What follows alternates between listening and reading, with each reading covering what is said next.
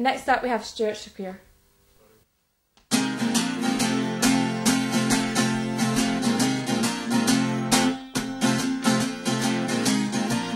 Wanna take you home, wanna take you back from where you came, and never see you again.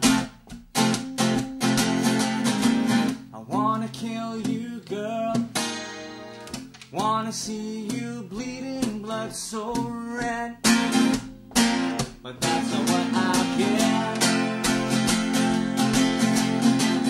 That's what I get for falling in love with you. That's what I get, I'm missing you.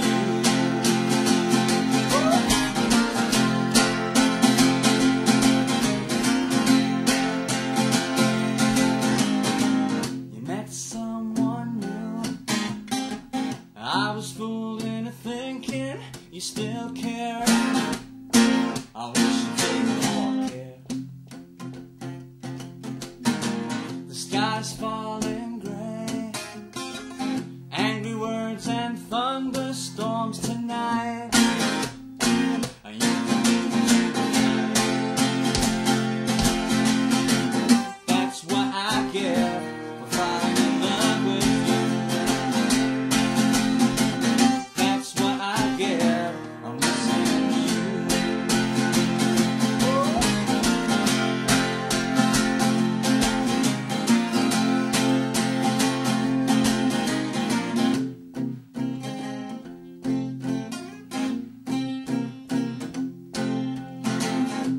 You got me all wrong, you got me all wrong. Now there's nothing left to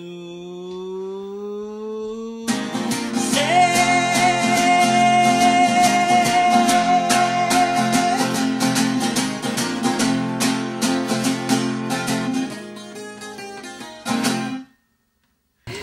Stewart Traquair. Okay. Hi Stewart, welcome to ScotSound. It's me. How would you describe your approach to songwriting? My approach to songwriting, I would say I write kind of psychedelic folk songs. So my approach to songwriting, typical singer-songwriter, sit in a room with your guitar, come up with a wee song, and then as it grows you kind of think, oh, I want glockenspiel on that, I want bongos on that, I want vocoder on that. Right. So it's just starts off little small organic little thing and then it just kind of grows and grows and grows. Is there anybody you would say that stands out musically that just has influenced all your music? Oh crikey. I think I listen to so much different stuff, you know. It's like, I think when I grew up, I was like a grunger, so I was like into Pearl Jam, and I just listened nothing to Pearl Jam. But then as I got older, I kind of started branching out a bit. I'd say for me the now it's like I'm just going through an obsessive Who phase. Right. So for me it's just like Quadrophenia, I don't know, Who's Next, like those are just records I can't stop listening to. But just recently I got into an artist called Nusrat Fateh Ali Khan. He's like a Pakistani singer-songwriter. He's dead now. Alright. But the music, it really inspired me. So like I bought a sitar and it actually fell. It fell and broke. So I've not got it anymore. So I'm like, rah. So I'm trying to buy one, but I can't get one. But so some of the new stuff I've been recording has got sitar in it and that. So I would say Nusrat Fateh Ali Khan for sure. Just the melodies and the sounds, and it's very Eastern. I know it sounds pretentious and everyone goes through an Eastern phase, but... No, that sounds interesting. Kind of like a Beatles Eastern phase. A little bit, yeah. Like I would say, obviously the Beatles, and Norwegian Wood and stuff like that, and the Stones as well, obviously, with Brian Jones playing the sitar. So it's the same thing, you know, but then when you listen to like Nusrat Fateh Ali Khan, you kind of hear where it comes from, and then you kind of... I even started watching Bollywood films, you know, I probably shouldn't say that on tape, but even like the 70s and 60s and 70s ones are just so interesting.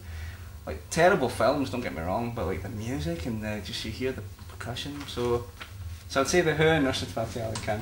Is there any songs, like, way back years ago that you wish you wrote?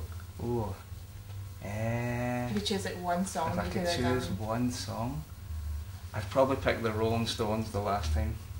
Because it's so simple, but it's just endearing, I think, you know, it's catchy, and every time I hear it, it's just got the great riff and the great song, and I mean, the songs were obviously trying to be like the Beatles, but I think it's just the simplicity. I think that's what every songwriter goes for, you know, like, you listen to the songs I played earlier, they're probably, I think maybe they're complex for me, but I think you're really trying to get to that total simplistic 2 chords, like, that everyone can relate to.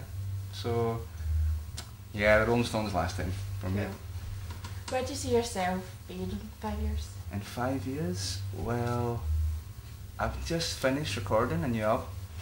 So this is my 3rd album actually, so I'm independent. So I've never really made a proper, like, signed to major labels and all this. So I don't think I would ever do that, because I'm quite happy being where I am. I get to record stuff. Would you move it for like a distribution? Probably, you know, like production, distribution.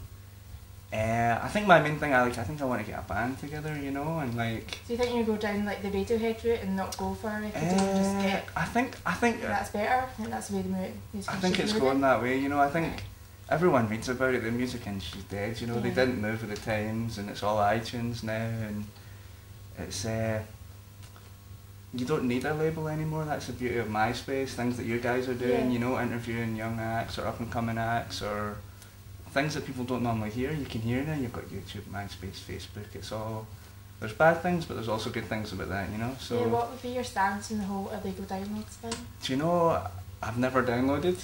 I've never illegally downloaded, and I don't know why. I think I was born when vinyl was still about. So do you still buy all your music? I still buy all my music, and I would say the main thing is, I think when you put out a record yourself, I think you have to conceptualise everything, and you have to think about how's the album going to look, how's the artwork going to look, and for me that's still key, you know. That's so important. And I think, okay, you went from vinyl to CD, and you kind of, the vinyl was great because it was like, wow. The CD is like not so much, but I still respect the amount of work that goes into that, you know. And for someone to say to me, oh, I've got an album in MP3, I'm like, God, but you know, like, think of all the work that artists put into that.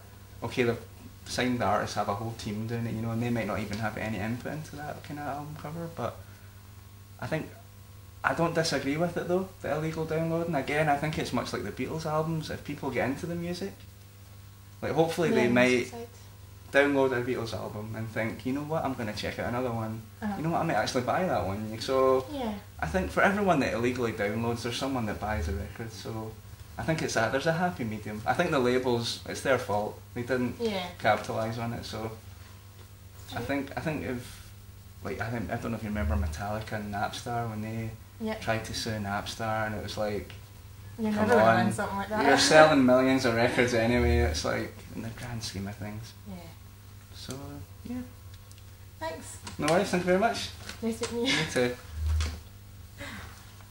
You've been watching ScotSound. Join us next week when we'll be focusing on indie acts.